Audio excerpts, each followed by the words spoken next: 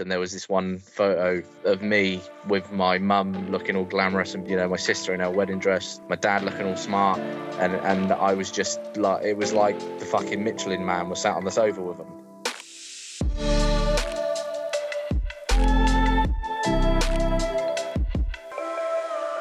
Welcome back to Lose to Win, the podcast with myself, Jack, Josh, Ben, and a very special guest this week, Super Jim. How are we all doing? All three of you, how are we doing? Good evening, gentlemen. Oh, Husky Ben. Evening all.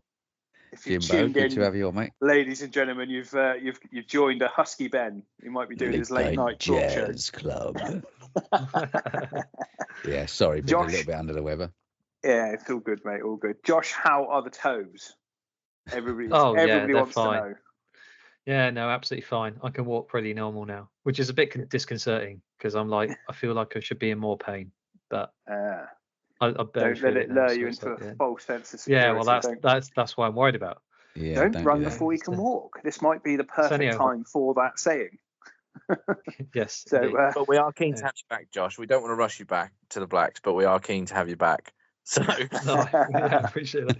I really don't. I really want to be back. Trust me, I'm so desperate to be back. But I might be able to go in goal in a couple of weeks or something. But not. Don't rush it. I look forward to that. Well, we have a goalkeeper now, so it's not like we do, Super Ant. Yeah. So happy days. Maybe not needed for that. Maybe I'll just have to do my Jose Mourinho sideline bit or something for 6 weeks or something. Yeah, get yourself down there, lad. Get yourself on the crutches on the sideline. That's what you need. Yeah. It is. Ben, he's going to be good in goal, isn't he? You can just tell. He is. Yeah, of course he is. I don't think I've ever properly seen Josh do a full stint in goal, but he'll just take to it like a duck to water, no doubt. Yeah. All very generous. Yeah. Very kind. And Jimbo, what about you, mate? How are you? Yeah, I'm okay. Something I'll touch on a little bit later on. We'll chat about. I'm okay actually today. I haven't been, but I'm feeling good. I'm feeling positive, which is good. So good. Yeah. Good. Well, it's a pleasure to have you on, mate. Thank you, mate. And I like the super. I know you say super for every guest you have on, but super. Did it still make you feel special? Yeah, super Jim. Super Jimmy, we double barreled. Yeah, absolutely. And Josh sending the invite to the wrong email address hasn't thrown you off at all, has it, mate? No, I mean, yeah.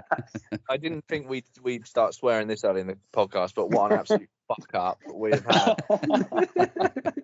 Trying to I don't know if it's me or I'm just hoping that work can't monitor in my Teams calls when they're on a meeting for a couple of hours in an evening on my work. So you get paid overtime, mate. Just put those extra hours in, mate. Don't worry about it. There's a lot more worse things you could be doing on work equipment in that time, I'm sure. Fair point. Yeah, awesome, excellent stuff. Right, should we dive in, Josh? Do you want to crack on with the roundup? Yeah. Well, the weather is improving generally, and the days are getting lighter, which is always good. We like the weather to improve. I'm really looking forward. This is part of the reason why I'm so annoyed, because as the weather gets better, that's when I really want to be playing football. Yeah. The days are getting lighter, and so are we, basically. So, although not by as much as recent weeks, a modest collective loss of 12.7 kilos last week, right. But it's still movement in the right direction for most of us. So straight into the actual results, though, pitch results. Well, say overall results, I should say. The Whites won 11-9 against the Yellows. Your Purples, Jack, continue to roll on. I had an emphatic victory, 21-4 against the Oranges. Which is bonkers. And then, I know, insane. And we'll get to why a little bit in a second. But Greens then won 12-10 against your Blues, Ben. Yes, unfortunate. Yeah, and then us Blacks, due to a forfeit, we lost 12-2 against the Reds. Yeah, that's harsh. Which was very unfortunate. A culmination of a few things. It just meant that half our team couldn't be there this week, which is very unfortunate, really. Kicking radiators. Yes, well, I don't know what it's about. Don't need them this year, do we? This time. No. Lots of pitch goals last week, though. with a couple of big wins and, as I mentioned, a pitch forfeit, along with a sensational turnaround once the scales came into play. So the most eye-catching result was the top of the table clash between the purples and the oranges. Purples turned a 4-0 pitch win into a resounding 21-4 triumph, as mentioned, with 3 milestones among the 8 players losing weight from their ranks. So Mad. it's pretty impressive, Jack. I'm not going to lie. I mean, I joked with you at the time, and you were saying, "Oh, it's very organic," but it felt just a little bit like you played the top of the table clash, and the milestones come out. I did think about this after we had that conversation, and I think if we were any good at timing it, we probably wouldn't have gone with all 3 at the same time. I don't think many people need more than 2 at a time to do what 2 they will need pretty to much do. clinch it. Yeah. And Well, 1 is enough most weeks, isn't it? Especially how close it is. Yeah, that's it. And if you think we've had at least one every week so far, we will run out of them eventually. They'll start to space themselves out. I think that's inevitable. So we have to do what we can. What we can, mate. Yeah. There wasn't genuinely, there was never any talk of going, should anybody hold off? Because we had an idea that 2 were certainly potentially there and 1 was a push, and there was never any thought of going, is there any way we could hold this off for another week? I don't believe in that, and I don't think that's the right way to do it. And if 5 come in a week, they come in a week. It is what it is. I think the important thing is that we do what we can. And frustratingly, you say at the 9 that weighed in, 8 lost weight, I maintained. So nobody actually gained out of the 9 that weighed in. So it was a little bit frustrating because I find myself out with the last man standing, but we still have 7 of us or 6 of us in that. So who knows? That might be coming round sometime soon. So that'll make a big difference. Quite possibly. Too. I think this week might be quite close to that. Well, I think this week we're on 31, but so it's a good chance. We'll get to that. Yeah. So there's opportunity to score more goals, and I think I'm super proud. Obviously, another one of the Hater boys has hit a milestone. Jordan joined Luke in hitting 5%, so that's really good. But also the extras that the other 2 have been doing as well, as you'll mention shortly. I won't steal your thunder on those, but super proud of the purples, and we just need to keep it up. Yeah. Well, it was very impressive, by the way, very impressive. And your pitch team is exceptional, by the way. I'm not to dismay from your off pitch is even more exceptional. That's why I think that makes it even more important, again, without going off too much of a purple tangent. It makes it really important for me because I had a feeling, I knew adding Luke and Jordan to the ranks would improve our team, inevitably improve anybody's team. But I think it's important that it's not just down to the pitch. Everyone is super motivated off the pitch, and we know that we can do the business on the pitch most of the time, and hopefully that can carry us through the 2, really. Yeah, well, that brings me neatly onto our next game, because Blues enjoyed a pretty good day on the pitch, didn't you? Beating Greens 5-0. Only to find that the lean, mean green machine had turned things around on the scales. Wow. Yeah, very impressively to win 12-10 against your Blues. With a milestone man of their own. The difference between defeat and victory on that one. It was a tough one. That was a tough one because Dom's very close to a milestone, and he just didn't quite make it. And if he had, that would have given us the extra goal. And myself and George were absent as well, so we missed out on those potential additions. But the Greens are the champions for a reason, and they're fantastic on that front. So, and I think they got a bit of a wrath of the Blues from being pumped from the week before as well. We lost obviously to Jackie's Purples the week before, so they were super motivated to try and go back out there and show why we've been as good as we have on the pitch for the last couple of seasons. So I think they were extra motivated on that front. But yeah, fair play to the Greens. You can't argue with that, can you? They're doing what they're supposed to be doing. Well, so exactly, yeah. And we were saying the weight is what wins you the league every day. Yeah. So, and they definitely showed that yesterday. Or let's say yesterday. What day are we on? What day is it? Who knows? Anyway, us depleted Blacks unfortunately forfeited on the pitch and didn't have the numbers overall to close the gap on the Reds, who are very much in form. While the pitch score of 5-3 was decisive between the whites and the yellows, who were evenly matched on the scales. Sounds like some game, that. Yeah, right. Yeah. What do we do in the end for ours, Jimmy? We played 8v8, didn't we? As a bit of a Did you add a few in extra ringers? We did, yeah. Yeah, we did 8v8, and I've got to say, I really, really enjoyed it. I think I don't want people to not turn up. It took a bit of the pressure off, and it was a little bit like a Tuesday night or a Thursday night playing for a bit of fun. Big up to the boys that did step in for us, and I think we did sevens actually. We did do sevens. Thinking about it, we didn't have a sub, it's always gutting though when you have to forfeit. I think we ended up borrowing one of the reds as well. I think Rob stepped in for us as well. Yeah, so we did do 8. They had 9, we had 7 with our ringers, and then Rob stepped in and we just played a full 8v8. Yeah, and I did really enjoy it. But I am looking forward to having a team again. You got a full team this week, haven't you? Almost. Yeah, we're missing a couple, but we've got enough to field a team this week. Love that. Yeah. Well, we'll have a good game, lads. We'll have a good game. It's Blacks v Blues this week, right?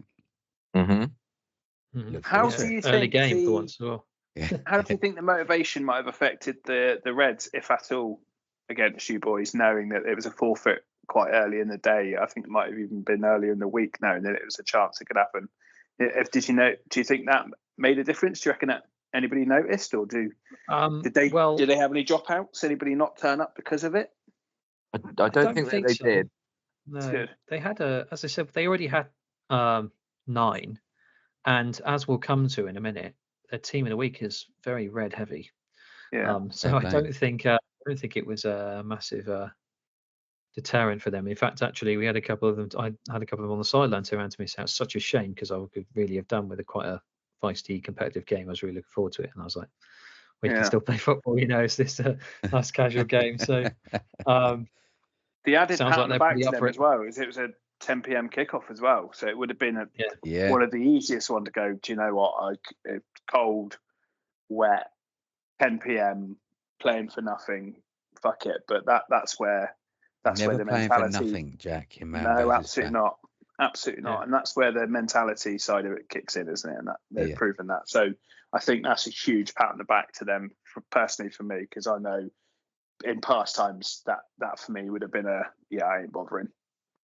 Yeah, well, it's certainly from our perspective, as proven by another game in the same night, we can lose 5-0 and still win.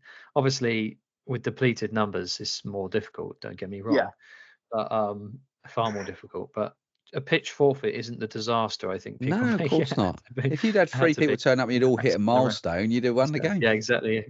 Yeah. So. Anyway, and for those of us who did turn up, as Jim said, it was a pretty good showing, wasn't it, really, overall? I think Connor was unlucky on his, but I know, Jimmy, you lost weight and stayed in last man with a perfect start, didn't you? Good lad. Yeah. Still got my grace week. Well done, mate. Nice. Very good. Although I so I'm worried. I've got my grace week. I'm going on holiday mid-season, a couple of weeks from now. And that's what they're there for. For some reason, I thought that Good Friday was the week that I came. So I fly back on the Wednesday, and I thought Good Friday was that Friday. So it's like, sweet, I've then got another week to lose the weight that I put on holiday. Turns out I'd got all my dates fucked up, and Good Friday is obviously next Friday. So I've got to try and not drink too much beer on my all-inclusive holiday, or eat too much food on my all-inclusive holiday. Because obviously my grace week will be gone, because I'll miss the first Friday being away, and then the next Friday I'll have 2 days from getting home to try and shift a little bit of weight. But I'll do lots of walking, and I'll be sweating a lot in Mallorca in the heat, so who knows. You've got to enjoy yourself, buddy, at the end of the day as well, don't forget. Yeah, definitely. Yeah. It's the way you've been going, Jimmy, it's hardly going to derail any progress, is it? Yeah, quite. Smashing it. Thank you, mate. Yeah.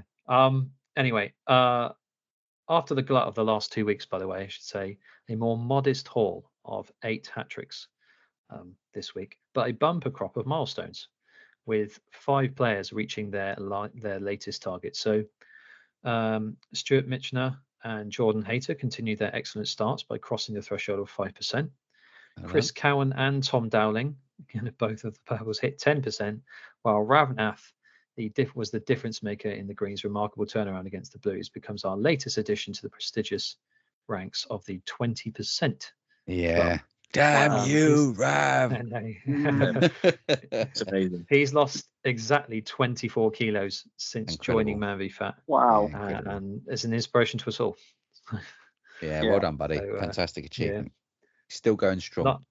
Yeah, very much so.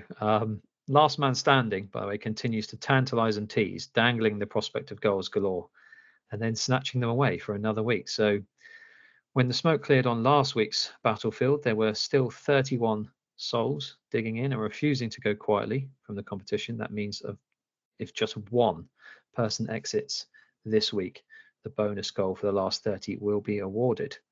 So it's a throw down to all those still in it. Yeah, don't be that one if you can help it. So it'll have a big effect this week if that is the case.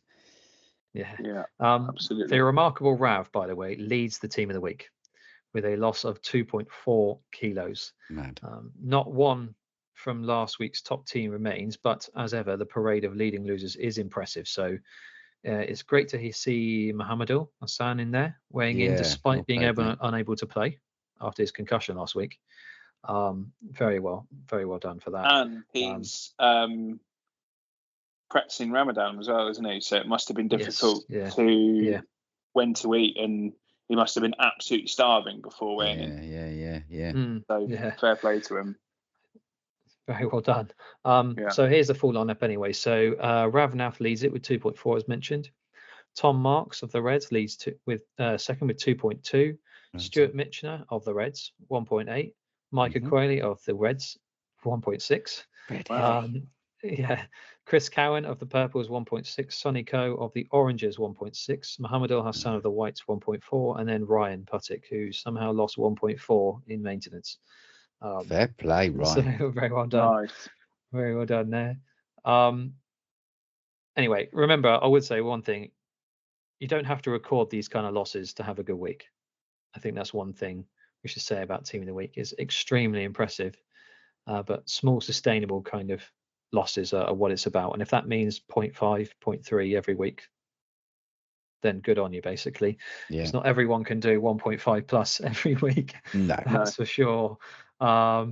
So we just need to keep making good decisions and good choices, really, and look for the small changes that will love that without sucking out any of the enjoyment of your life. Really is the main thing. So Man v Fat is self-fulfillment, not self-denial, and it's about squeezing the very best out of life, really, as part of a healthy, sustainable lifestyle. So that's what it's about. That's what we keep doing, and we've got this, haven't we? Really good words of wisdom there. From Steve, I should remark, like every week. Anyway, so that's the roundup.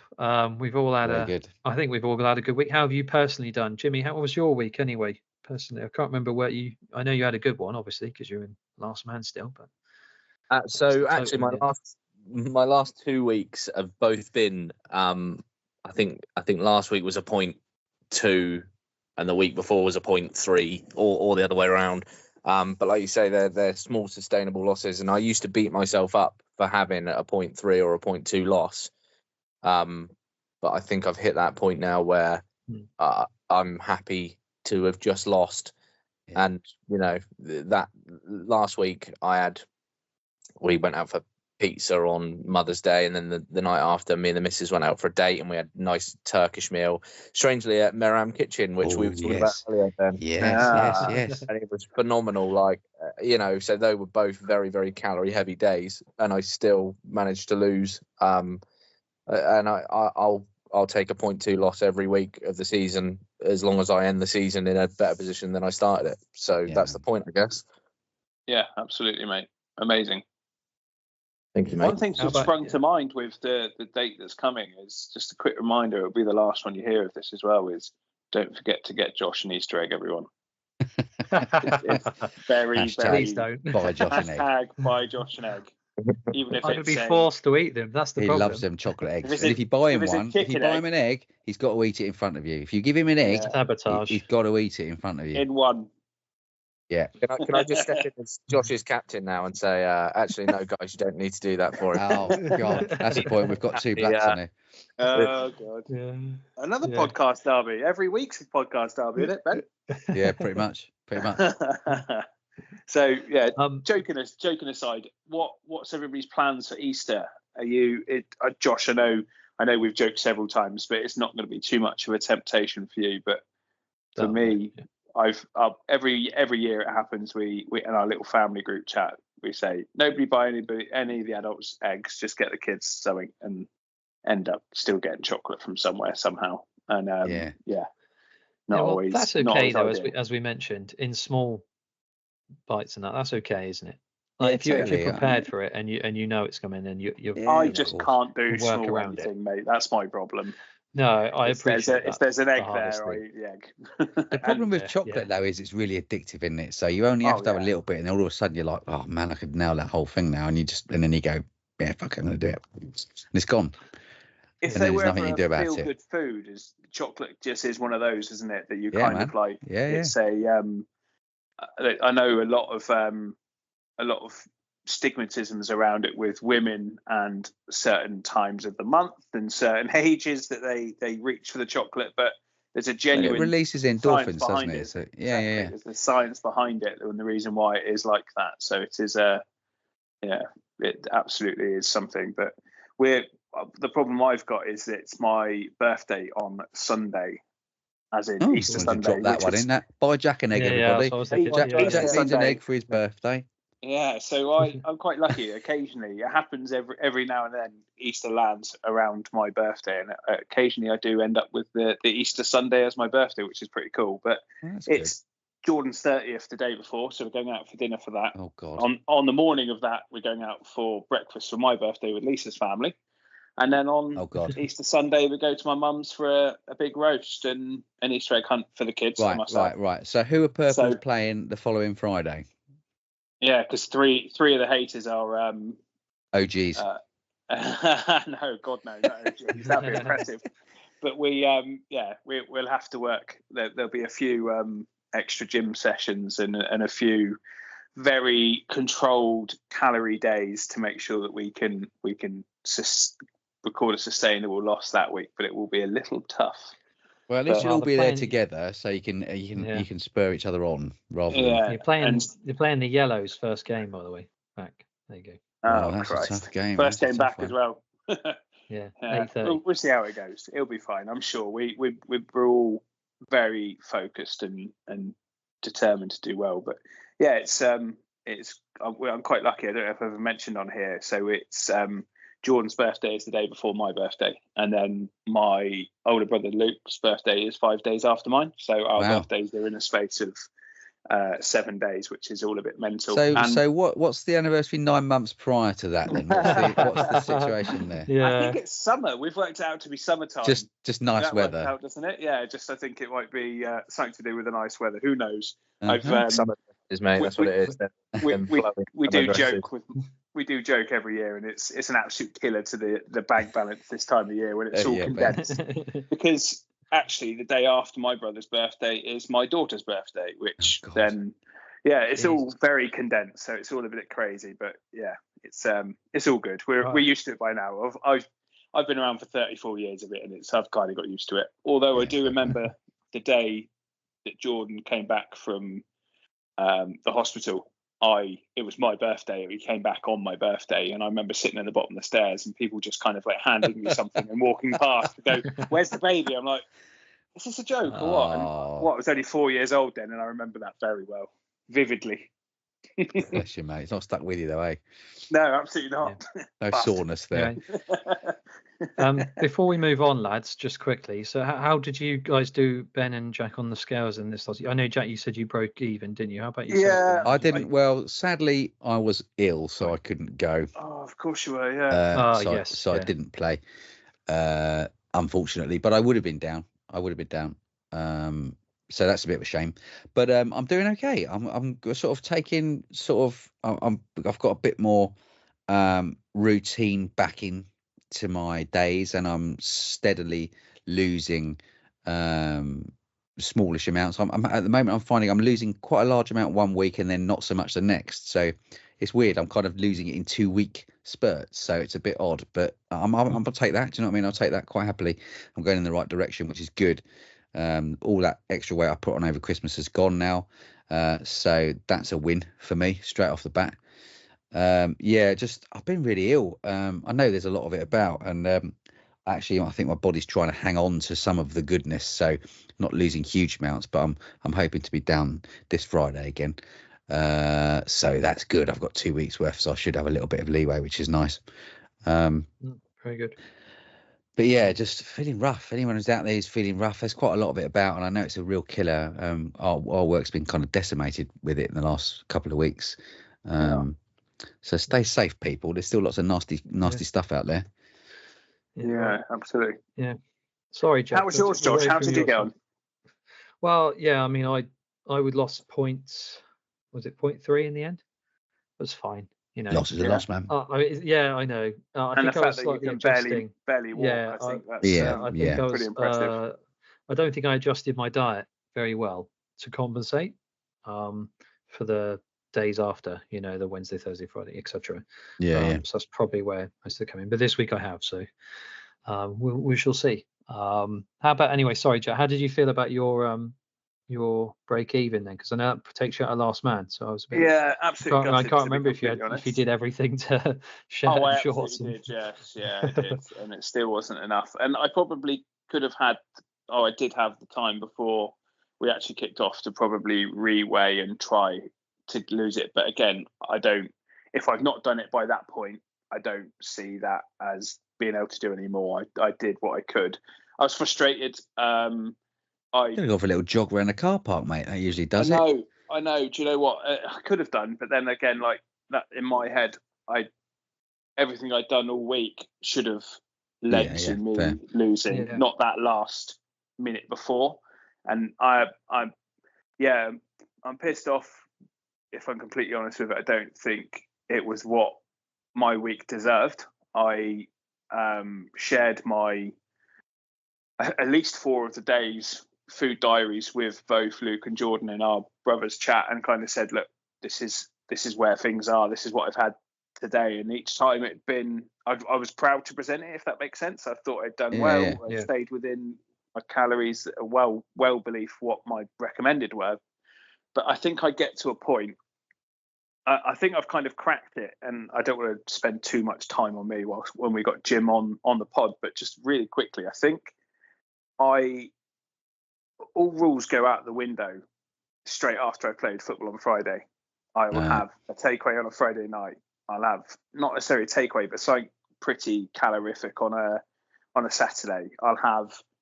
I'll get lunch from somewhere on a Saturday. I'll have a big roast, which is pretty normal, but then on top of everything else I've had on a Sunday evening.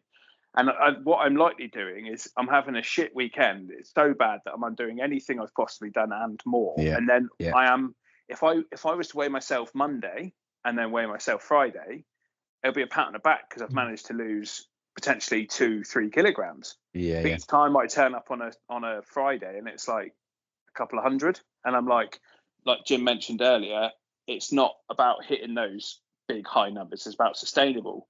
But I don't think I've ever gone really anything above 1.2. I think it's my highest in a week. And that is because I've always done the same thing where I eat like I don't have any rules, or I'm not trying to lose weight at the weekend. If anything, I'm trying to put weight on over the weekend, as a really, really poor habit. Need to get yourself one of the cottage cheese and corn cakes, mate, on a Friday night. Well, as I was just mentioning, it being a very, very expensive month, my ability to buy myself a takeaway every Friday night is relatively restricted this financial month. So I kind of don't have a choice. I have to kind of be very sensible with it, and will not be doing so. And I can still have something as a treat, like you just said. You have your little thing. I still can have a treat. If I can have something better than I normally would have had, that is a step in the right direction. And if I can wean myself off such a shit habit and such a stupid thing, I beat myself up when it comes to Friday because I've not lost much. But I actually know when I stand on the scales I only weigh myself once, and that's on a Monday. And by the time I come to the Friday, I've lost about 2.5 kilograms. Right. But I haven't. So there you go then. Stop doing it. Exactly, and that's it. And it's one of those things, as we all know and suffer in different ways, that it's a bad behavior, almost borderline a eating disorder behavior, that I know it's easy to say, there you go, stop doing it, isn't it? It's one thing doing it. It's quite ironic because you're doing it because you're saying you're rewarding yourself, but actually you're not rewarding yourself at all. Yeah. You're punishing yourself. Punishing myself. Yeah, exactly. Yeah. And then I go through and I'm super strict all week.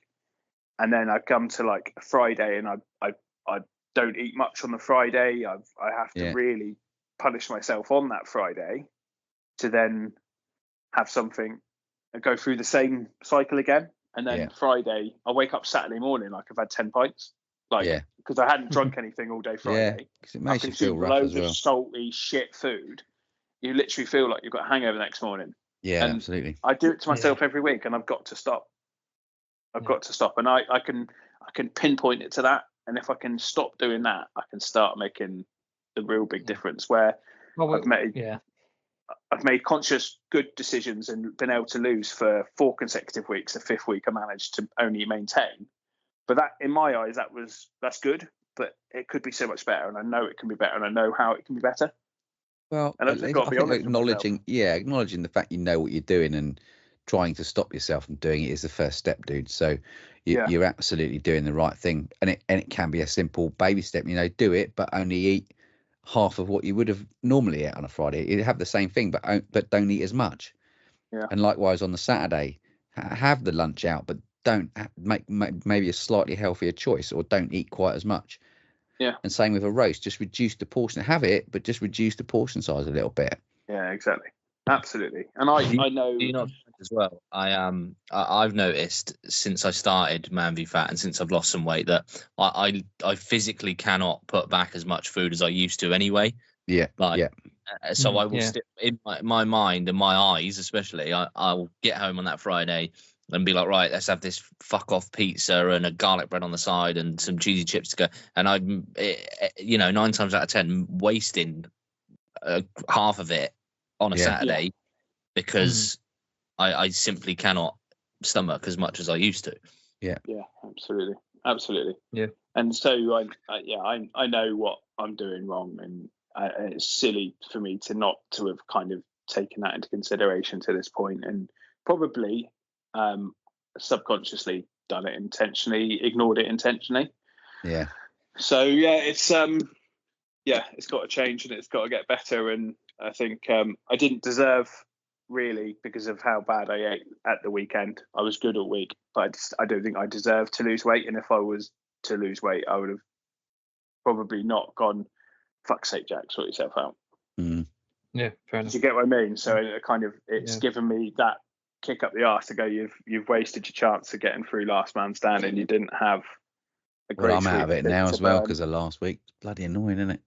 Yeah, but at the same time, I want to be there. I want to be leading my team to losing weight, and I don't want to be a leader that leads by telling them to do something or encouraging them. I want to be somebody that leads by example and behaviours, and that is what I need to keep doing, and hope that we can all stick together and continue to do it together as well. Yeah, well, our guest is certainly someone who does that, isn't he, Jimmy? Leading by example there, and this is probably a good segue into getting to know you a little bit better. Well done. Absolutely. Honestly, I was going to say, actually, because you're losing, I know you said you've had a couple of small ones, but you're still losing. You're still in last man. You're the only one in last man who's got a grace week on our team. In fact, I actually think it's just me and you left in last man.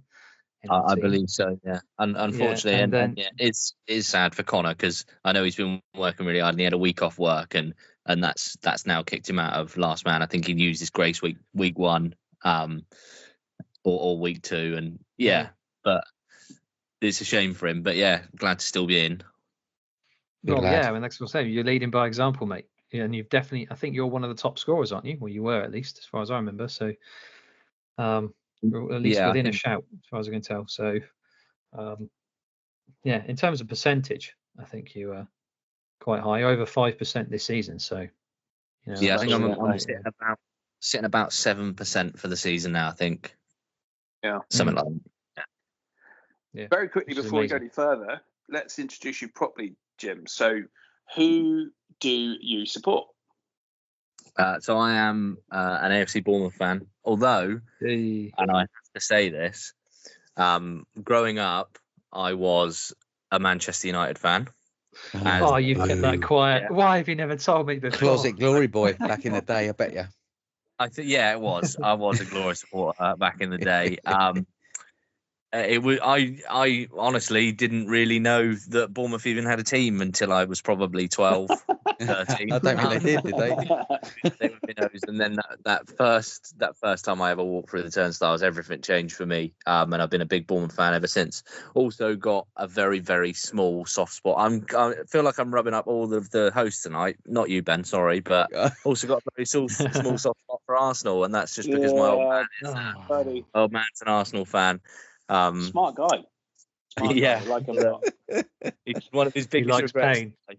Yeah, one of his biggest regrets was letting me choose my own football team. But he loves Bournemouth too. You know, he's been going since he lived down here. But yeah, he's an Arsenal fan. But I am a Bournemouth fan, to answer your question. Sorry to make that such a long answer. No, it's all good, No, mate. fair. No, the thing is, nobody gave a shit about people having Bournemouth as a second club until they got into the Premier League. Then suddenly it's a big problem. You can't have two clubs in the Premier League. When I started wanting Bournemouth to do well, they were handing out tickets. I want to win it, boys. They were handing out tickets, desperate for people to go. And we used to go and sit at the top of the North Stand. It was pick a seat, sit where the fuck you want. There were so many empty seats. Yeah. And we'd go along each week, and some of the weeks I used to go with my best mate. Some of the weeks were like, cool, I really enjoyed that. Other weeks were like, that was utter shit. Like, just watched us lose 3-0 at home to Dagenham and Redbridge. Like, I could have spent my FA Cup, Saturday mate. afternoon better. Yeah. Blythe Spartans in the FA Cup was a particular low point. I think. Yeah, that was quite. I was there for that. Uh, That was quite recent, wasn't it? Only a couple of seasons ago, from memory. I think no, that you're. I think you might be thinking of Boreham Wood. Oh, that's even worse. Yeah, Boreham Wood. Yeah. I am. Yes, you're Blythe right. was probably late noughties. So just to clarify, when I say I grew up as a Man United fan and that stopped at 13-ish, 12, 13, I didn't start supporting Bournemouth when they started doing well. I think my first might have been the great. Good save. I was at the Great Escape game against Grimsby. Been there for all that. Wow. So, to clarify that. Proper fan. Does mate, that proper give us fan. a little window into who your favourite player is or not? That's the next question. No, it doesn't, surprisingly. Okay. It's a bit of a left field one. My favourite ever Bournemouth player is Mark Pugh. Oh, It's funny. I literally thought you were going to say that as well. I literally thought I mouthed Mark Pugh just before you said it. He was just absolutely phenomenal, and to boot, a really, really great guy. I've been lucky enough to speak to him on Instagram in the past. He's just fantastic, and I think I can't remember if I heard on the pod recently that he did the Cruyff term better than Cruyff. Was that right? Somebody else had him as a favourite, didn't they, Josh? They Am did. I imagining it? No, they did. Yeah. We've talked about it. Was. Well, it must be Ryan, I guess. Ryan, it might be Ryan actually. Probably. Yeah, The only other Bournemouth. Is he the? Oh, okay. I apologise to all listeners before I say this, but I think he's the only other Bournemouth fan we've had on, isn't he? Like, might very well be. We were talking about Gosh. the whole Mark Pugh's too good for you chant. Yeah, Yeah. love that. Yeah, he's class, absolute class. It was. I'm sure you were there for that special goal that got Bournemouth to the Premier League. I was right behind it, and it was a very, very special moment. It certainly was. Yeah, they're absolutely phenomenal. And yeah, Pewey is just incredible. My favourite player, as I say. Although I do want to also say that I think a very close second and probably the best player to ever wear a Bournemouth shirt, which is a bold claim, it is Nathan Ake. Yeah. Oh, fair. I think you're probably right with that. And the fact, you just see what he's gone on to do, and again, just a really, really sound guy. met him, lucky enough to meet him as well, and think he, like I say, best to ever wear the shirt. Yeah. Well, he's what a gone loss on for to cement Chelsea himself into that and City side now, hasn't he? So Chelsea and Watford's loss, really, wasn't it? Watford had a chance to sign him permanently and decided not to, and Eddie took a punt on him, and certainly one of Eddie's better decisions, I would certainly say, against some questionable ones such as Jordan Ibe, who is what he is. No credit where credit's due, but yeah, absolutely. Benicophobe, brilliant. I love how the Bournemouth crowd, even now when there's an absolute donkey of a striker shooting wide. I must admit, I'm not talking about anybody that plays for Bournemouth before anyone jumps on my back again. More about players that we play against, somebody that puts a ball over the stand or something. It's like, oh, Benicophobe. Yeah. And you just know straight away that's just the ultimate cuss from a Bournemouth fan, isn't it? Somebody referring to him as Benicophobe. Very, very funny. But yeah, really good. And what about a favourite moment as well, Jim? That's a really difficult question because, like I said, I was there for the Great Escape game. I was there for that wonder strike from Pew. But genuinely, the two moments that come to mind, and I was expecting this question and prepped for it, are both very, very recent. The first being the comeback last week, and I know that's bold to say. Something that happened a week ago can be your best ever memory of as a Bournemouth fan. But the turnaround was phenomenal. They were just a different team in the second half. But favourite memory actually will go to Moore's goal to send us into the Premier League for the second time. Which again seems odd to say that going up for the second time would be my favourite memory as a Bournemouth fan, but it was just a special moment, and I felt really connected to my club, and that's the first promotion I got to see with Connor as well, my best mate. So yeah, that was just a special moment, special goal. So that's probably my favourite memory. Yeah, there was so much narrative and story behind that game, wasn't it? Obviously, Steve Cook's return, Steve Cook's dad becoming really poorly just before kickoff or something, if I remember right. Sam Surridge and Surridge's dad being Sam Surridge's dad on Twitter, becoming a bit of a dick as a local man, going right against Bournemouth for whatever reason. I'm sure he had his motives, but yeah, there was so much behind that story, wasn't there? I think even Harry Arter was probably not playing for them, but he was on the books at Forest. I still think he is. There was so much interlinked between the two clubs, wasn't there? And it's again, when Bournemouth arranged as well after the storm. Of course it was.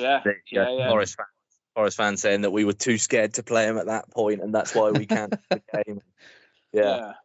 It's funny, isn't it, how these things the stories write themselves? Because I think I'm sure I heard a lot of the chants of when Bournemouth beat them recently. It's happened again. Nottingham Forest has happened again. I think that it's one of the teams that Bournemouth love to beat and love to rub their noses in. And we may very well not see them in the Premier League for a little while, depending on how things go after their point deduction. Yeah. Yes, indeed. Yeah. So if we thanks for that, mate. It's a real great insight into you, and a lot of us knew that you're a Bournemouth fan, but those I can reminisce with a lot of your stories on those, and I was lucky to without realizing share those memories with you, which is pretty cool. In terms of your journey, so when you and I first started to connect and talk quite regularly, you shared some footage of a TV show that you went on, didn't you? Did you want? I've kind of dropped you in it now. Did you want to talk about that a little bit? Because outside of it being funny that we know somebody that's been on a TV show, there's some meaning behind it, isn't there? And there's some story behind it, and I'm sure it can interlink with the healthy choices and the reason why you've joined Man v Fat. Am I right in assuming that? Yeah. So I was on a TV show called The Great British Urine Test. All right. Okay. Channel 5. I didn't know this. This is quality viewing, people. I'm almost certain that you can still get it on 5 on demand, and I don't know why I'm telling you this, and especially telling the community this. Have I stitched you up here? Am I throwing you right under the bus here? So firstly, because I find when I watch it, I put on a posh voice first and foremost. Fuck no, that.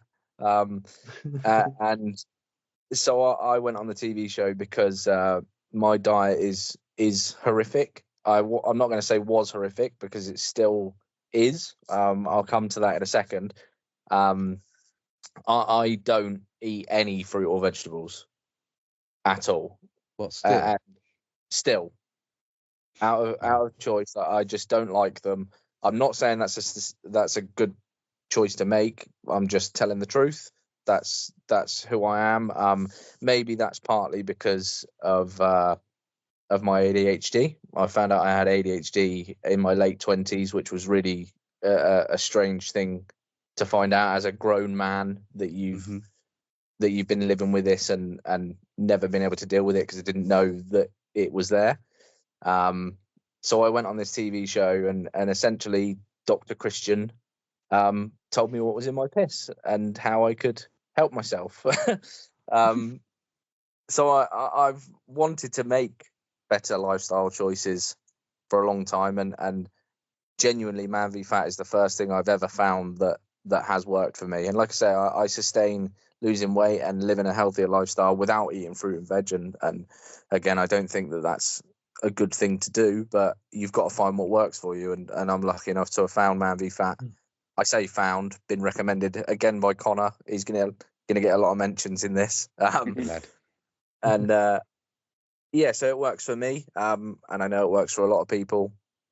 And from that TV show, I earned the nickname Captain Orange Chicken amongst a few friends because my mum used to give me chicken pies when I was younger, and because I didn't want to eat the carrots in them, she would tell me that they were orange chicken, and I believed her.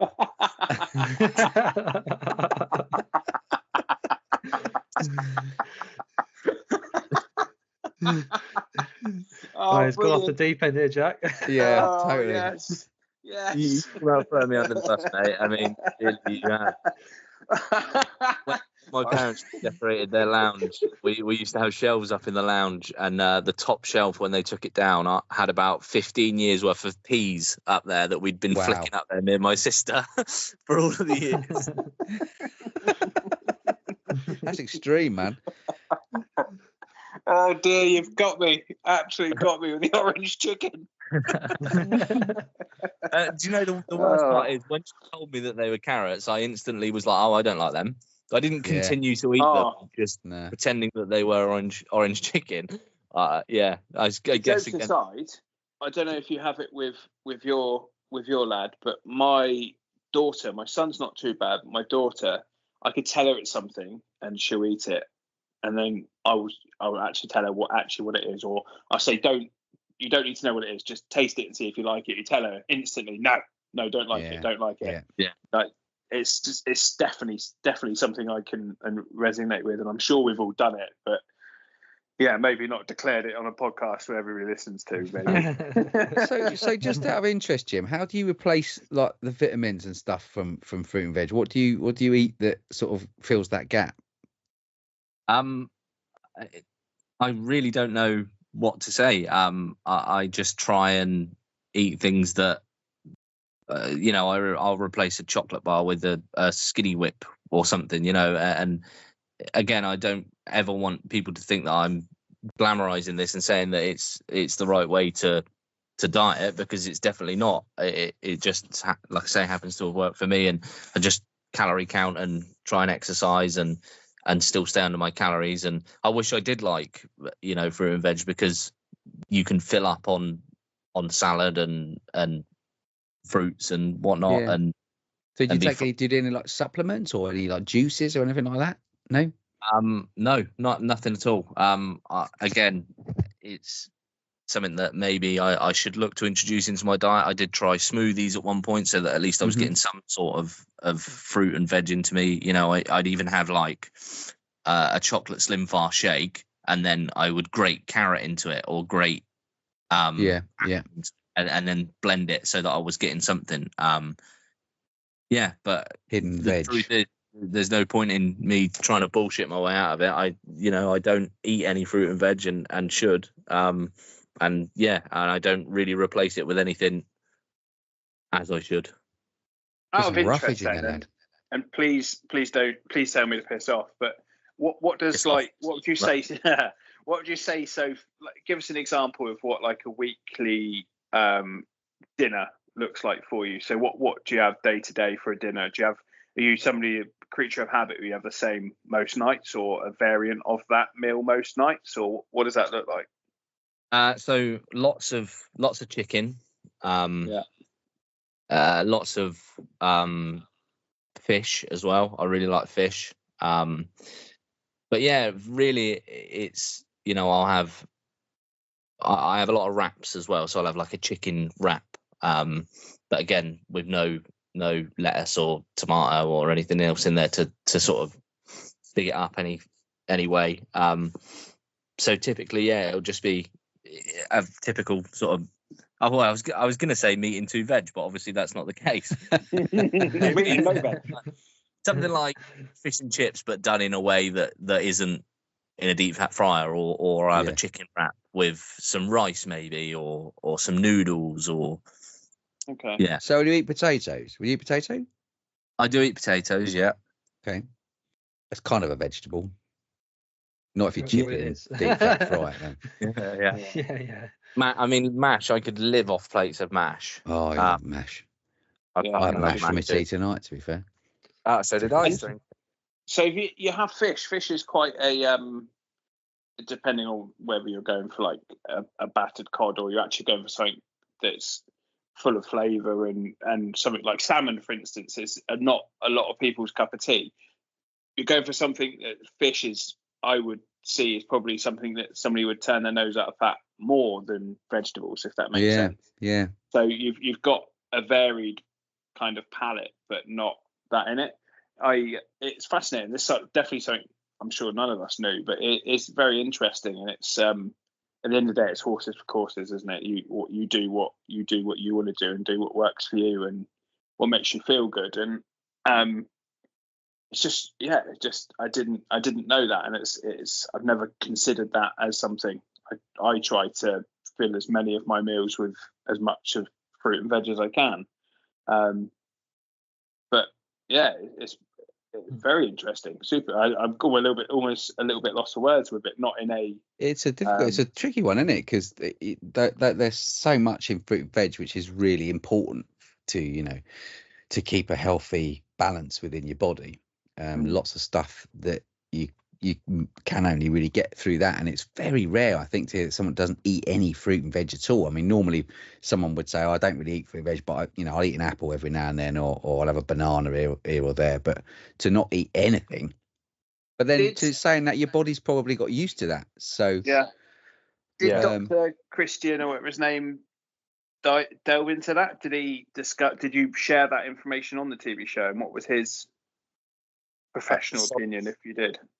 I did actually, yeah, and interestingly, so this was pre my ADHD diagnosis, and he did say that it was likely.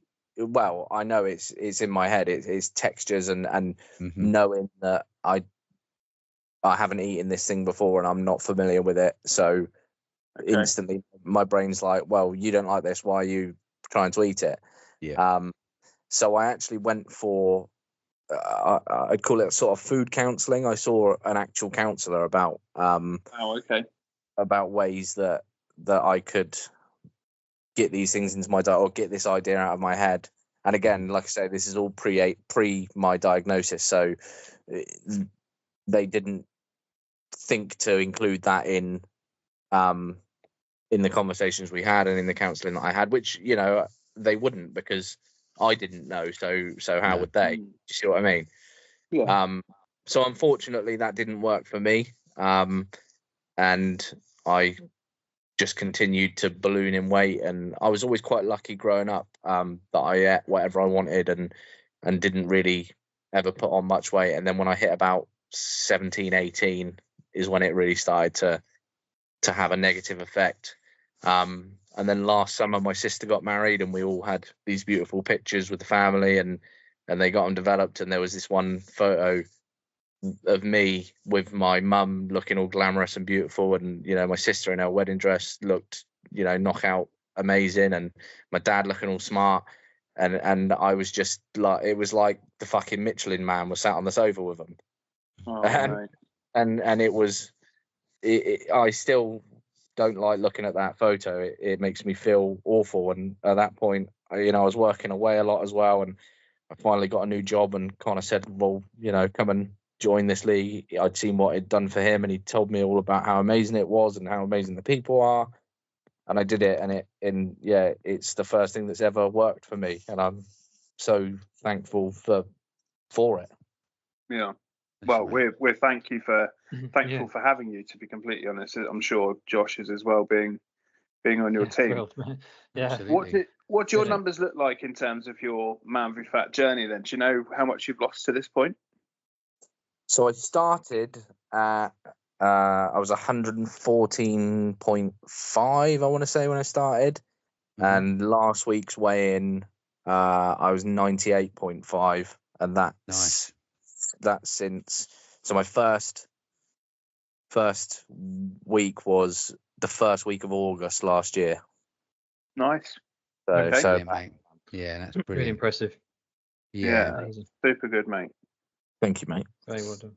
Yeah, amazing. I have to admit, I couldn't remember it as being as much as that, to be honest, Jim. I didn't realise you'd start. I knew you were under 100 now, and I know that how thrilling that is for you, but I didn't realise it was from 114 or so. That's phenomenal. Yeah, that's huge. And as we were saying, you're having a good season as well so far this season as well. So absolutely. Yeah, keep it up, definitely. And a big thing for me actually was I remember going to London with the missus and her family, and we went into a Levi's store, and I saw a t-shirt that I really wanted and picked it up in my usual size, and it swamped me, and I realized that I dropped the shirt size and had to stop myself from standing there and crying tears of joy in the middle of this Levi's store in London. So it's those small wins that you're not expecting, I think, that are the best ones. Yeah. I had a moment like that this weekend. I was clearing out some stuff and just putting stuff in, charity bag just to clear out a bit of space. And at the bottom of my drawer, I found a couple of t-shirts that I used to basically live in. I was like, I used to love these t-shirts. I don't really want to get rid of these. So I put them on for old time's sake. And it was literally like putting a poncho on. They were massive. And I felt really, I had a little bit of, because I've lost my way a little bit as I've spoken about in the last couple of seasons. So to do that, to realise sort of the journey from the beginning where you were wearing these things that's your normal clothing, to suddenly realising actually you have come quite a long way, was a bit of a moment for me. So yeah, the clothes thing is definitely a thing and definitely a motivator. So I totally get where you're coming from there, man. To stumble across, really, isn't it? I guess. Yeah. Yeah, that's amazing. That's awesome. Yeah. Amazing. One thing, Jim, if you don't mind, and again, please tell me to piss off, not straight away. Give me a chance to finish what I'm saying. You mentioned at the beginning as we were talking, you're okay now, but you mentioned that you might have had a bit of a wobble, bit of a tough time recently. How are things for you mentally and your well-being, do you think? So I'm okay. Yeah, I have these. I call them flare-ups. I don't know what other people would call them. And I had been last week, for no particular reason, just had an extended period of being I said I was quite mentally checked out. And it was really, really difficult for me. And still is. And like I say, I'm okay now. I'm doing well. I'm doing good.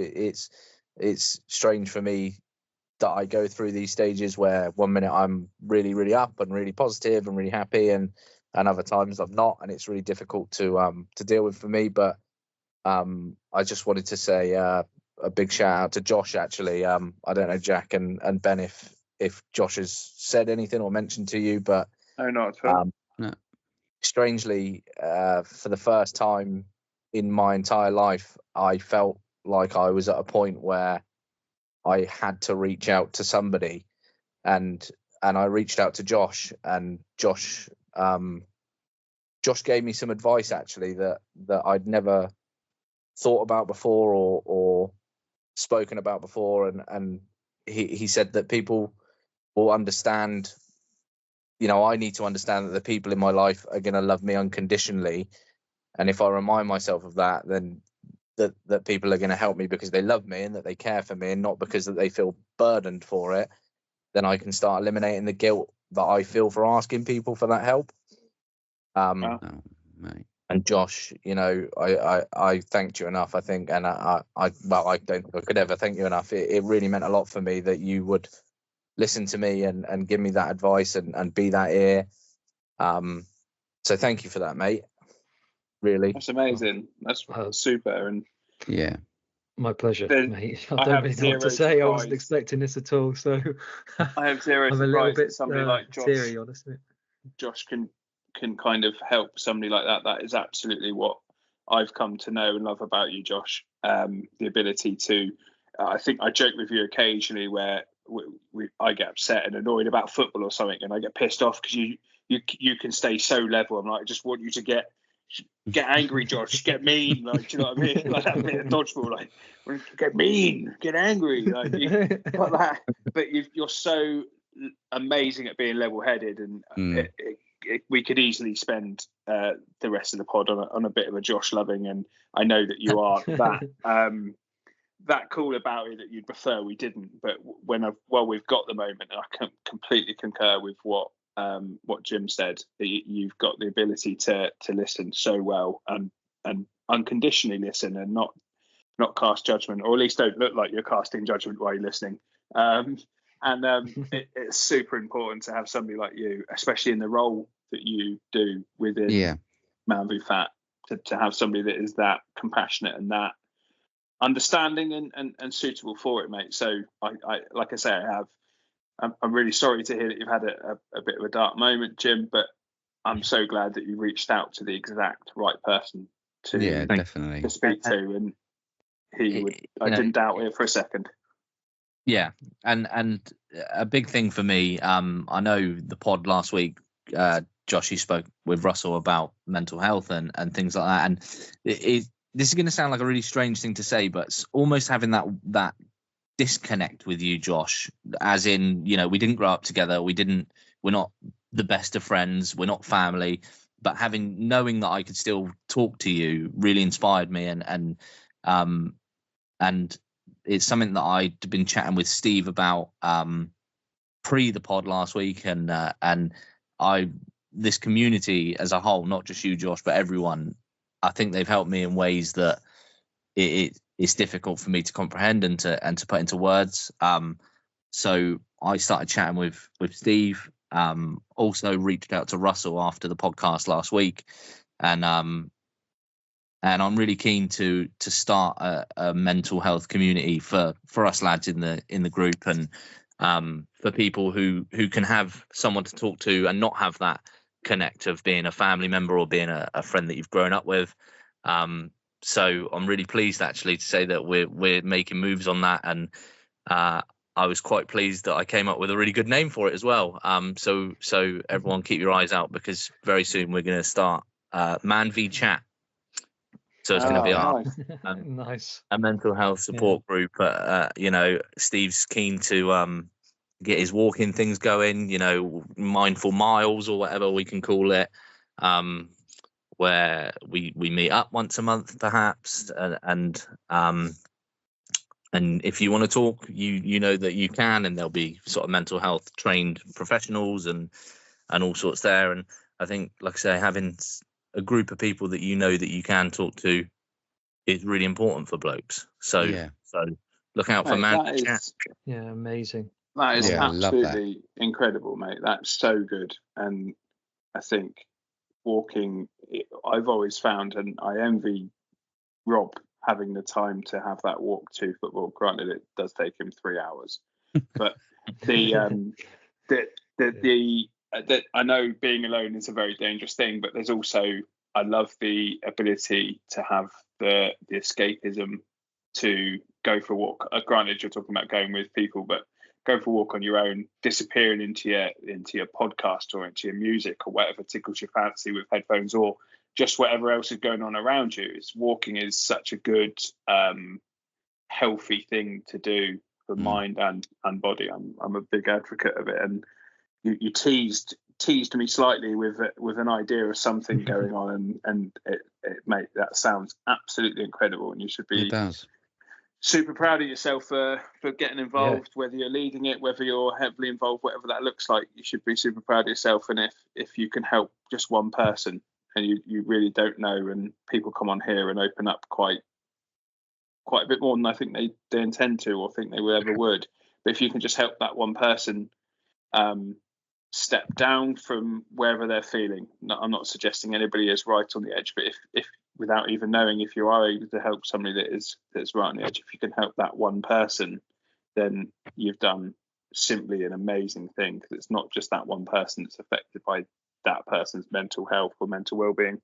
So it's super impressive, mate, and you should be so proud of yourself with your weight loss and that as well. It's absolutely. I think people will really buy into that as well, because we often talk, as I'm sure you're aware, we often talk about the benefits of the mental health side of it from doing Man v Fat as a weight loss, but we've often talked about the mental health side. So the fact that you're taking that on with some of the other guys as a step towards it becoming a part of our Man v Fat community is brilliant, and I'm so pleased that you've taken that up and taken it on, and are going to take it forwards, especially with like Russ, because he was a massive advocate of it as well.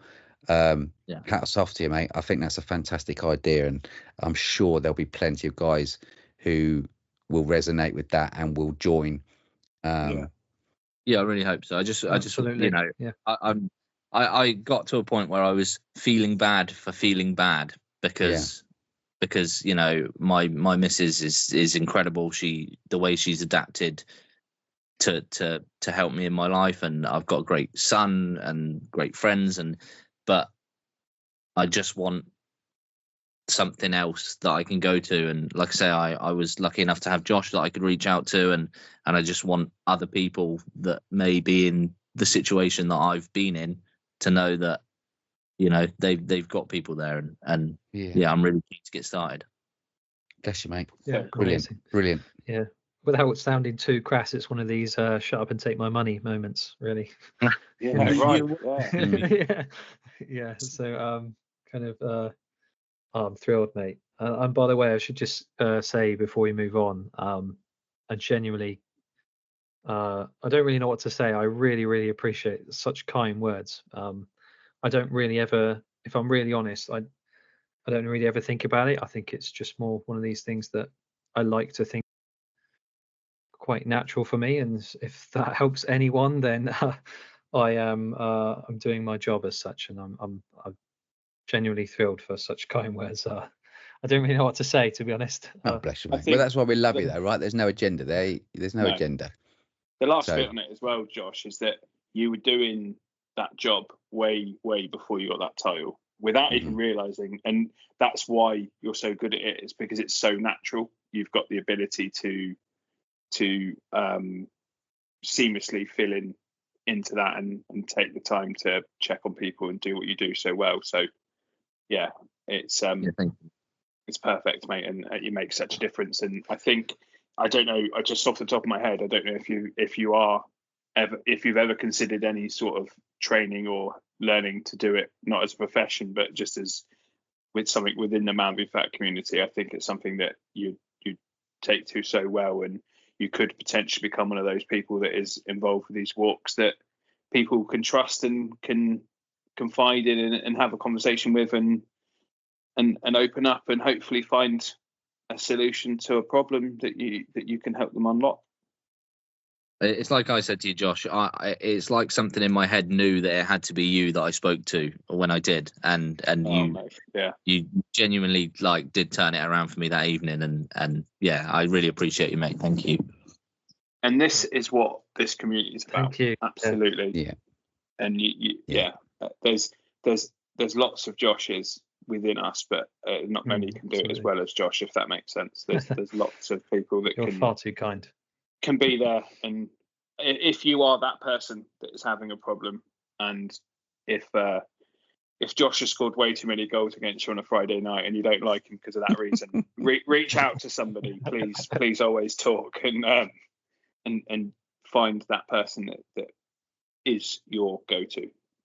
Yeah, definitely. Yeah, absolutely. Awesome. Right, Oh. Jim, we went down a bit of a rabbit hole there, but you have you've surpassed my expectations massively, and it's been super cool. And everything you've said has really resonated. I want to see if there's anything else that you wanted to talk about in terms of your journey, in terms of any issues. If not, I think we've got a couple of football topics, one of which I think revolves around one of your team strikers. So yeah, I don't know if there's anything else you wanted to talk about. No, I mean, yeah, like I say, just reach out, guys, and yeah, that's it. You can cut Awesome. that, Jack. No, it's all good. None of that. No cut smear on that, mate. Yeah, only my blunder at the beginning gets cut because I'm in charge. Josh, let's go on to some of the football narratives then, mate. What's on your mind? Well, what I mean, there's only a couple of things. We'll come around circle to in particular Bournemouth striker, but it fits into this narrative around England. It's an international break. It's the only real topic I have at the moment. Two big games in theory. I know they're friendlies, but was it Brazil and this weekend and Belgium? Belgium, yeah. Next week. So the last two games before the Euros, is that it? It is good friendlies to pick. I think I'm glad they've not gone fucking. I'm glad he takes it seriously. And somebody else, you know what I mean? It could have easily been that way, couldn't it?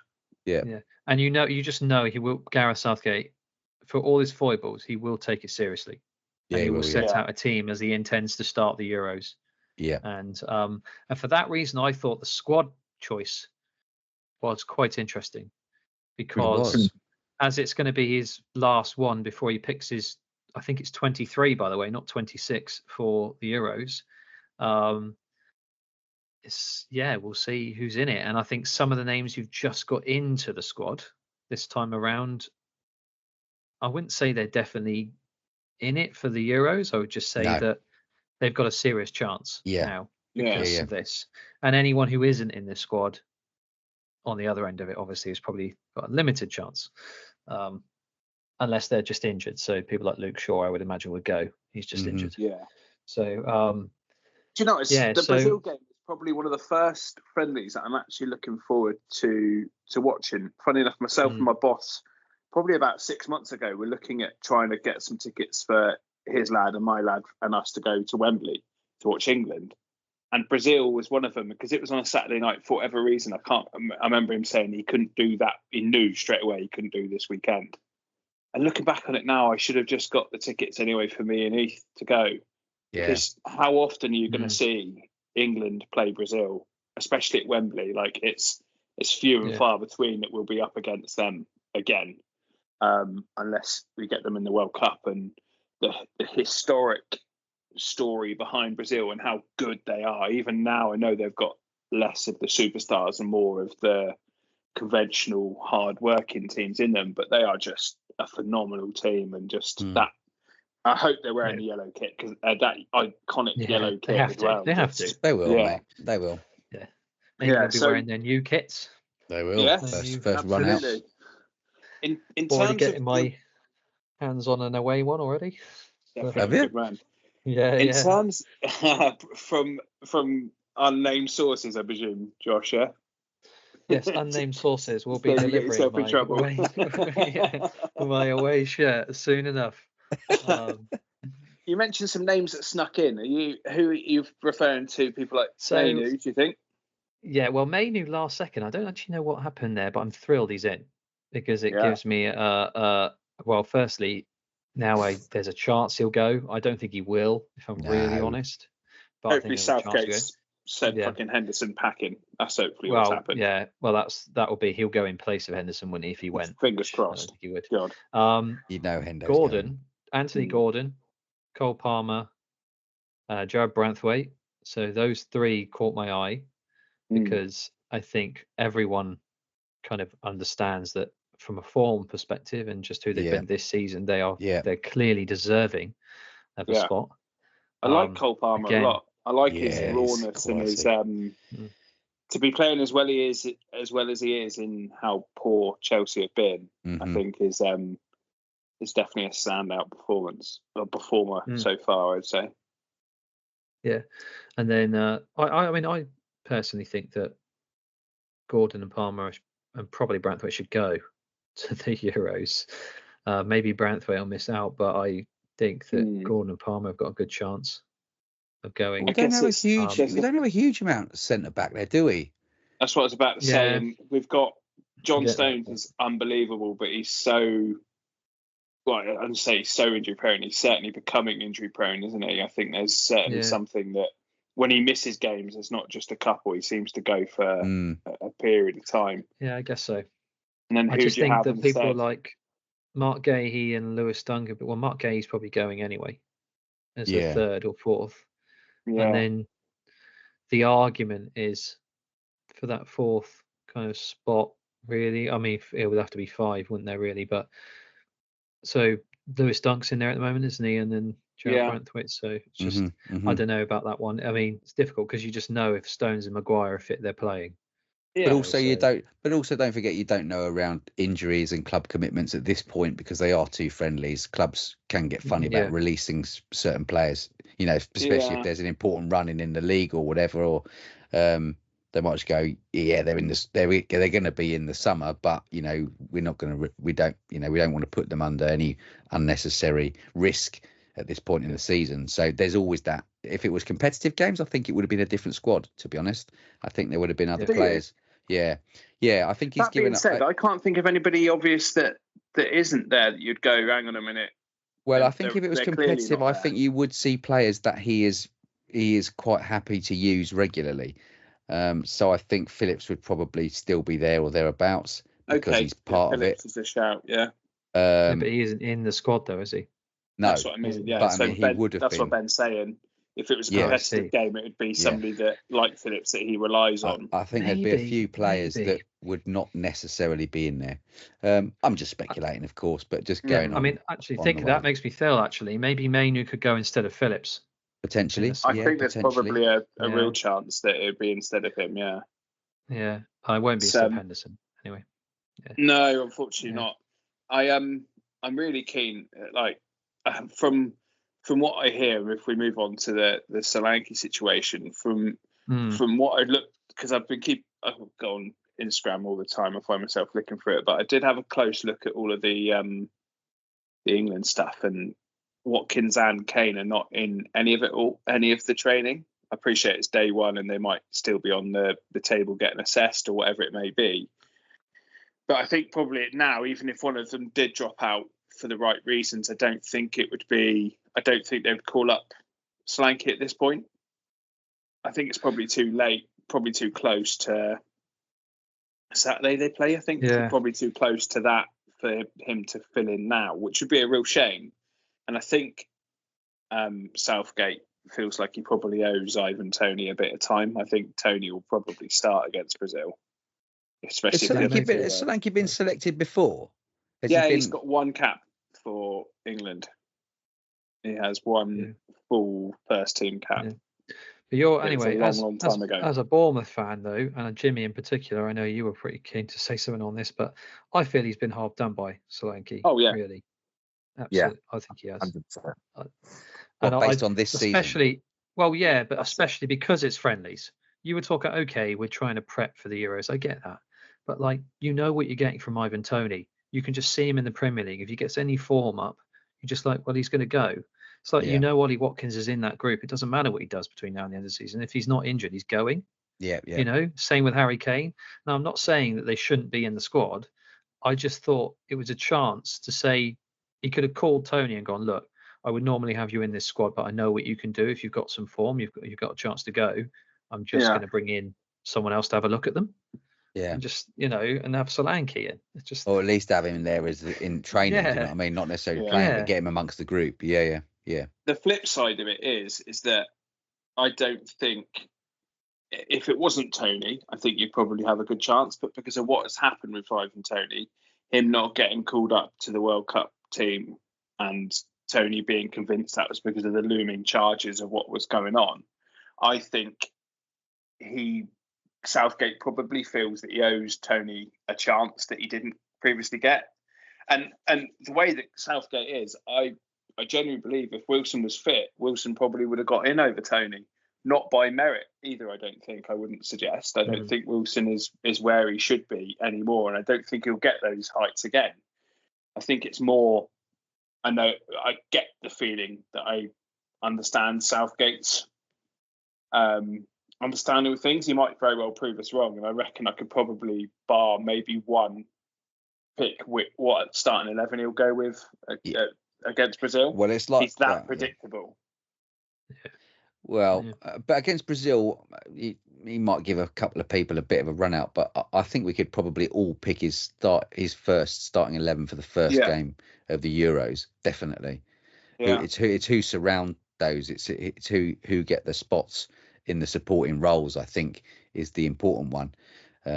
So like like saying Gordon and Palmer and Branthwaite going along, I think is. It's quite interesting, and an opportunity for them to maybe really put him under some pressure and give him something to think about. I think Cole Palmer is probably the closest. And that's because Grealish is nowhere near where he should be, and I'd be surprised at this point if Grealish even was picked. Yeah, I would. I think Cole Palmer is the next in line to look. He can play left or right, so he'll be looking at. Is it Foden or is it Saka or is it Rashford? I was going to say, he's being the backup. Foden in that. He's a bit of a Foden in that team, and if Cole Palmer really. To play anyway, well, that's really why he left City, wasn't it? Because he wasn't going to compete with that role. Too similar, yeah. Definitely. And then there's people, by the way, who've ruled themselves out. Super Benny Blanco. Interesting. He's got a sunbed to catch. I don't know what he's up. I love it. I love it from him, and I get it. If it's clearly something that we probably won't ever properly know the real reason behind. Southgate can spit his bollocks as much as he wants in press conference. Going, we got a phone call to say that he didn't want to do it. He may very well not. That may very well have happened, but something has happened that we don't know much about, and I respect it. I think. Ben White is hated by anybody outside of probably Brighton fans and Arsenal fans because he is a shithouse and he's good at it.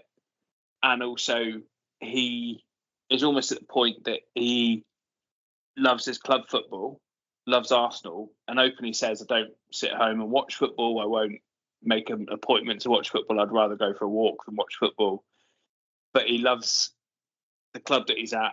He's loved at the club he's at, and I think he's just a club footballer. I think he just suits him so well that I don't think he ever will get picked for England again. I think that ship has probably sailed after the way that this has probably been handled. But I respect it.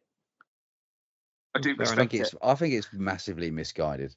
I think you've heard stories from footballers who've had the call up and not gone for whatever reason in the past, and they have massively regretted it. And I think in his later career, he'll go, oh, balls. He may very well do, but I think he's definitely somebody. But I think there are people that are in love with the game. I genuinely believe that he's not in love with it. I think he's somebody that is very good at football. But I think he just does it because he's good at it. I don't think he actually really enjoys it. Exactly. And I genuinely believe that. And I think it's just something, it's one of those things. And on form, he's the best right back that probably not outside of Kyle Walker, but for very different players. But on form, he's fantastic. He's been amazing for Arsenal, and almost in the Solanke situation is that if England don't want him, fuck it, don't worry about it. You've got a club that love you and want you scoring goals like Solanke is, or playing well like Ben White is. Have your couple of days off in the sun. Go and enjoy your holiday. Go and have the break you deserve, and be ready and raring to go again at the end of March. That's Yeah. my I think the opinion difference on it anyway. is I genuinely do think that there is a big club bias. I'm not saying that's the reason Solanke wasn't selected, but something a bit left field really is if you're going to drop a central midfielder and bring in Mainu, who granted is in form and has been playing well, then you can't overlook someone who's been doing that consistently and is so versatile in a player like Lewis Cook. And again, that's a ball of bias from me, but he's just been unbelievable throughout the whole season. He's versatile. He's dropped in at centre back. He's dropped in at right back. He plays that central midfield role so well. And I think, I agree, someone who if you're going to pick players based on form and commitment and versatility, then I think then maybe he should be in the conversation. But he's not, and I think that's again because of that big club bias. Yeah, I think I get what you're saying, because I would say that, I mean, obviously I watch a lot of Man United. I think Mainu's brilliant. I think he genuinely handles the pressure of something like that amazingly, which is what maybe might have tipped you, I don't know. But he is just a young lad still. I know he's in the, but he's partly probably because he's in the youth setup already. He was literally in the 21s and then got called up. So it's not, I don't know, it's a weird one on like Mainu specific. That's Mainu specific, but I get what you're saying though, because let's put it this way: Calvin Phillips could have been replaced by plenty of people, in all of the last few squads. Like, it's not like he's, head and shoulders above anyone else really. Someone like Lewis Cook, but it's probably because the much of media around the bigger clubs is just. I wonder if Southgate and his team just buy into that, or they watch too many of the big games. I don't know. Yeah, quite possibly. One thing is with Lewis is that he did get his chance, didn't he? And sadly, he had that awful injury, and he had that chance when there wasn't players like Calvin Phillips being considered, and Bellingham didn't exist. Do you know what I mean? Bellingham was a 16-year-old at Birmingham. He certainly had his chance when he got called up to the England squad and did play for them. And it was not just for, I'm sure, for the club, but for the fans and everybody else revolved around Bournemouth. Actually, their first, I think, in such a long time, it may even be their very first actual Bournemouth player, not a player that was on loan to Bournemouth, that actually got called up and played for England in the first team, which is, if you think of Jim, if you think about that great escape to that moment, having a player that's playing central midfield for England, just mental, really, isn't it? And I love him. Me and Ethan bumped into him when he was recovering from his knee injury, and he was the nicest guy, genuinely nicest guy. And I know Leeds are still pretty bitter now that they lost him all those years ago, because he is fantastic. He's phenomenal. Leeds are just bitter. Yeah, fuck Leeds. Good point. I didn't even think about Lou, to be honest. He'd been brilliant. And again, another player that I think in my head, if he ain't going to get a chance to play, don't rock the boat now and go and do something different and then come back and not be as good as you are, if that makes sense. You want that momentum. You almost didn't want, for some teams, definitely, you also almost didn't want the international break to come. Because momentum can be killed pretty quickly and quite easily, can't it? And it is definitely something to consider. Well, who knows? This could all change in the future once Southgate's gone. You could end up getting Lewis Cook in the next. When he becomes United's boss. Yeah, I saw that. That's a joke. That is a joke. I mean, honestly. I heard Danny Murphy today absolutely slam, go full ham going, I can't believe Man United fans are turning their nose up at Southgate potentially being their new boss. And then Simon Jordan turned around and said, what about him being the new Liverpool boss? And he went silent. Yeah, just honestly, I don't, what the funny thing about it is, and I don't want to talk Man United too long, by the way, we'll just quickly brush over it, is that I don't understand for some people who seem so switched on and actually genuinely in to the fan base as well, and seem to have their ducks in a row, particularly with their recruitment of, CEO, etc., going downwards, how they can be so blind to the idea of a Gareth Southgate as a Man United manager. I'm not saying he's like the worst manager ever, but I'm just, of all the options, I don't get it. I know what you mean. I know what you mean. Who do you pick, Josh? Yeah, who would you pick? Well, the funny thing is, like, okay, I say this bias, but let's just imagine, hypothetically, so of people who are actually out there at the moment, I would keep Ten Hag. I would just keep him over who's out there. If hypothetically someone like Eddie Howe became available because Newcastle stumble and they want to be silly about it, then he was who I would have as a number one, although I would assume that everyone else would be calling for him for England instead. So someone like that, but I just, at the moment, I'm happy with Ten Hag and I'd rather just keep him. So yeah, overthinking about changing it. On the United subject, the weekend result, probably the only weekend result we'll talk about is worth conversation, is the Man United. Bournemouth Luton. Yeah, it's true.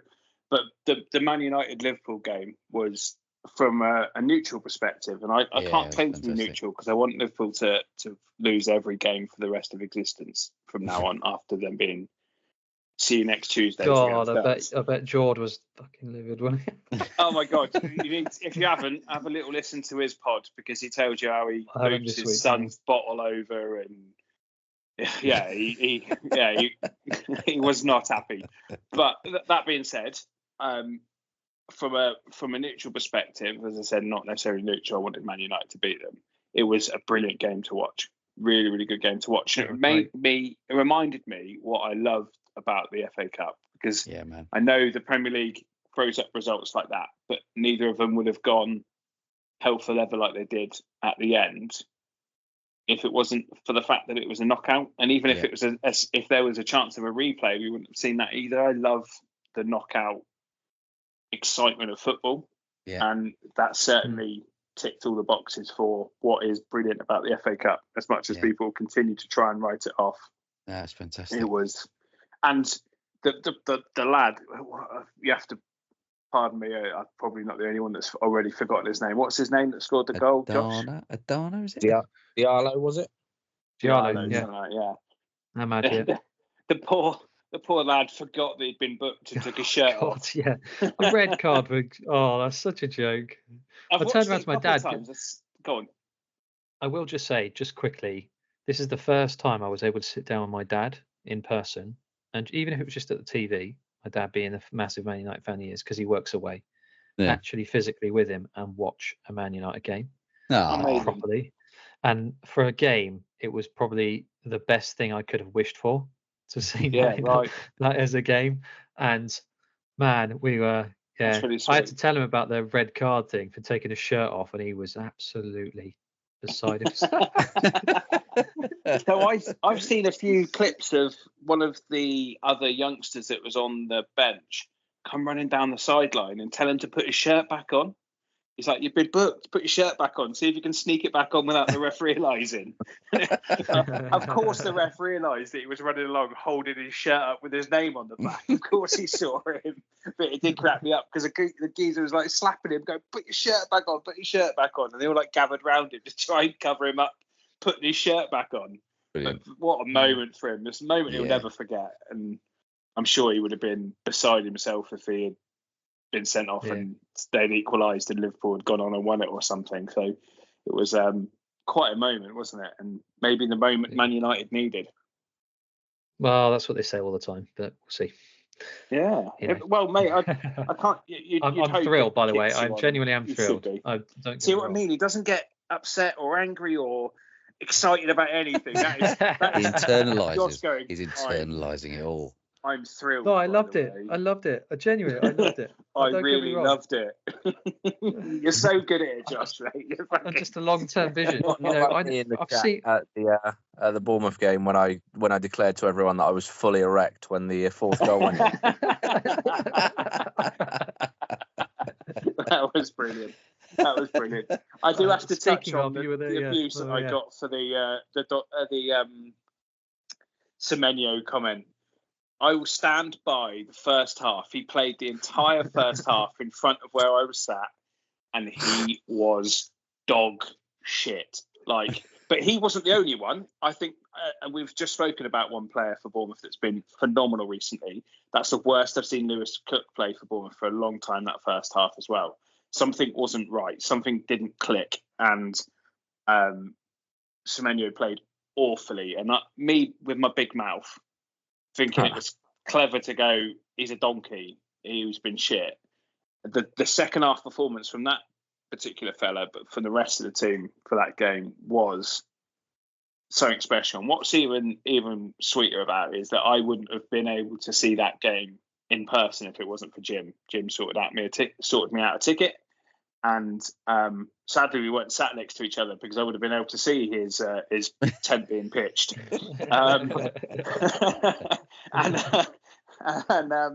It was. I just feel sorry for his poor dad sitting next to him. Actually, come to think about it, that's an image and a half, isn't it? I feel sorry for the stranger in front of me. Getting his head poked. What the fuck's going on? But it was just a special moment. And again, I know I've mentioned Jordan's pod, but his lad plays football with an avid Bournemouth fan, and he took his son to his first evening game. They go to watch a lot of Bournemouth games, but he took him to his first evening game. And the poor lad I don't think was feeling particularly well and was really tired.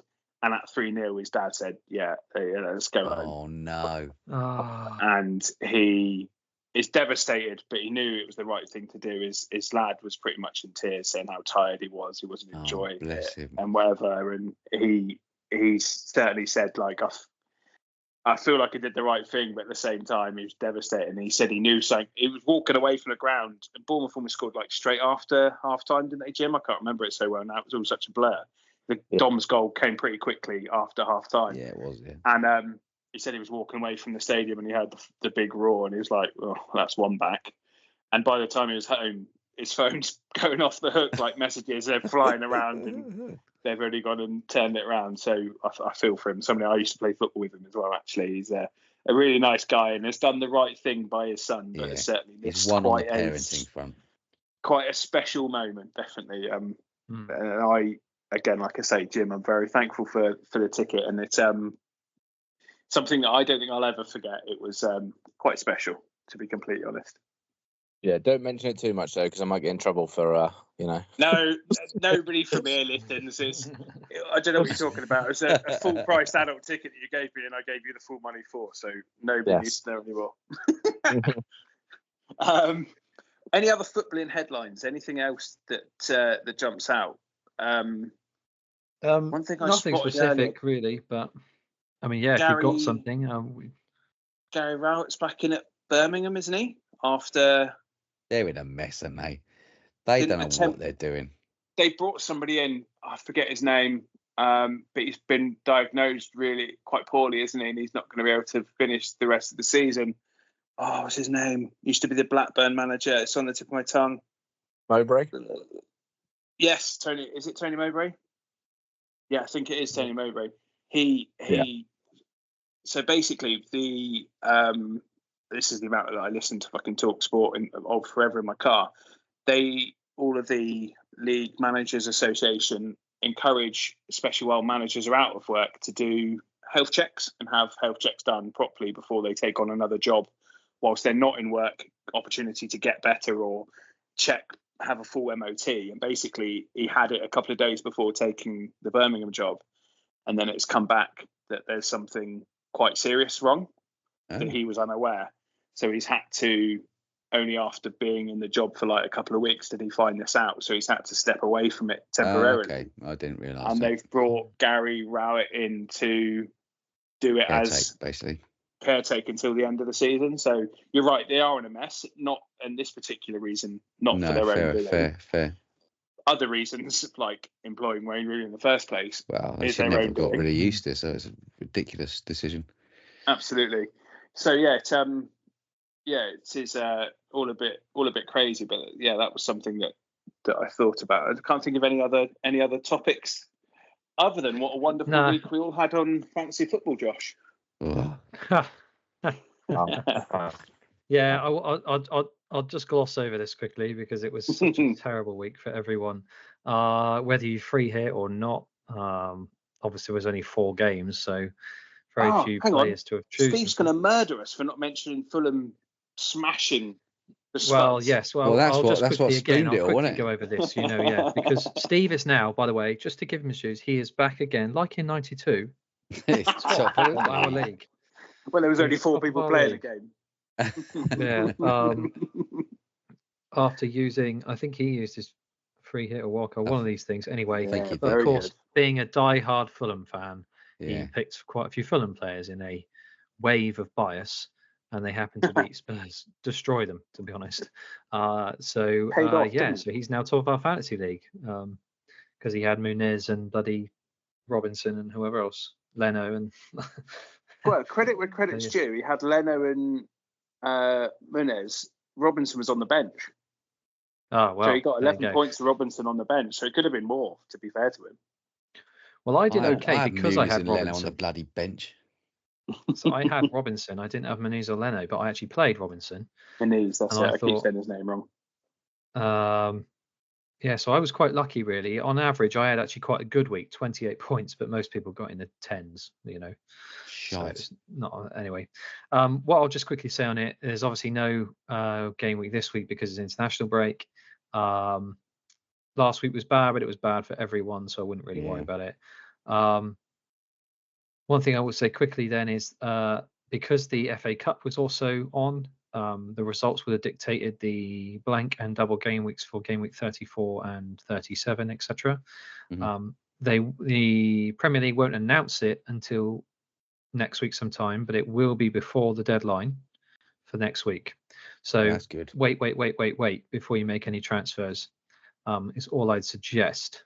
If you've done one, well, not much I can say now. Yeah, I've already done But before game week 20 deadline, we'll know who doubles in 34, who doubles in 37, etc. I think, or at least in 34. Yeah. So, for those who didn't free hit, wildcard is probably a good choice in the next couple of weeks.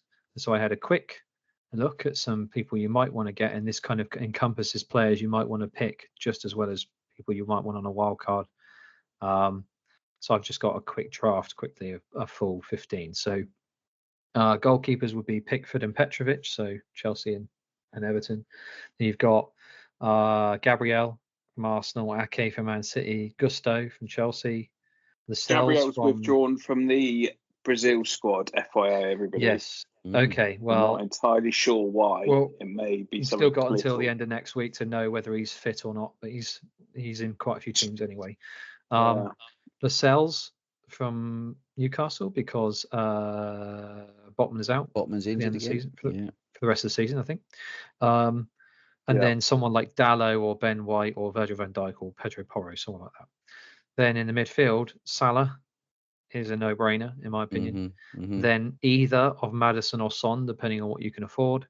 Palmer has to be in there, Saka and Foden. And then I've got an idea of having either Muniz or Cunha as my benchy. Is Cunha forward. back from injury? Is he back? Maybe, I don't know, honestly. And then Haaland and Darwin. So Muniz. that's just a wild card. So that's the kind of team I'm likely to get in the next couple of weeks. Nice. Sorry, what was that, Jim? I was just saying, typical not picking Solanke again, Mr. Southgate. Big club bias. Yeah. Yeah. Oh, well, I'm just trying to pick. So that'll be 3 Chelsea, 3 Arsenal, 3 City, 3 Liverpool, or as close as you can get, because they all have double game weeks to rearrange, and are also 3 of the best teams. Or Yeah. 4 Fair. best teams. Yeah, The fair. next fixture, 2 of them, we're playing each other, aren't we? In the next fixture, City and Yes, which is why I'm Arsenal going to for that. wildcard this After week, that or the week. week after. Yeah. Okay, right. Anyway, Makes sense. that's it.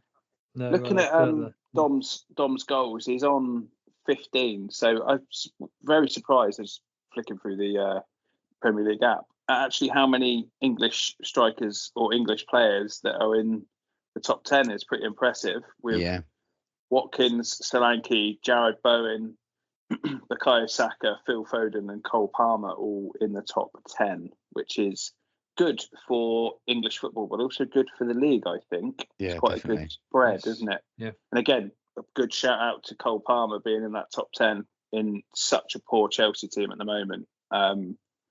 He really is pulling up trees there, isn't he? And it's proven that move is a good move so far. Yeah. Indeed. Yeah. Right. Anyway. Well, I think that draws us to an end. Jim, it's been an absolute pleasure having you, mate. You've thrown a few curveballs at us, surprised us, and shocked us in equal measure. But also, we thoroughly support the man versus chat and the walking side of things that you're talking about doing, and whatever else that's behind that mental health support. And I think it's a common theme within the community, and it's not taken for granted at all. Everybody has their own story, and it's important to remember that. I know this week there things overspilled, and certain things happened at Malvy Fat Football and away from Malvy Fat Football that involved the community. And I think what's very important is to remember that everybody has something going on behind the background, and to try and give that perspective and understand that we are all just blokes wanting to try and lose a bit of weight and wanting to do things better. And if you're new to the league or not quite grasping that yet, there's nothing bad about not understanding that, but it's important that you grasp that as quickly as you can and get on board with that as quickly as you can, because that's what it's about. That's the crux of it, really, isn't it? And I'm hoping you three completely agree, but that's my opinion on it. And let's have another great week. Let's smash it and do yourselves proud on and off the pitch. Absolutely. It's all about empathy, mate. It's all about empathy. All about that. Definitely. And I can't wait for everyone to start calling me Captain Orange Chicken from Friday nights. It will start clucking at you, mate. I've already changed your name on my phone to that, mate. Don't worry. Right. Thank you, Jimmy. A pleasure, mate. Really, thank you for coming on. And also thank you, everyone, again, for the kind words. I really appreciate it. And reach out if you need something. That's the message for everyone. If you need talk, reach out to someone. Yeah. It will always be better once you've had a chat. Yeah, definitely. Cheers, boys. Cheers, boys. Smash it, boys. Have a lovely week. Speak to you later. Have a great week. Look forward to Friday.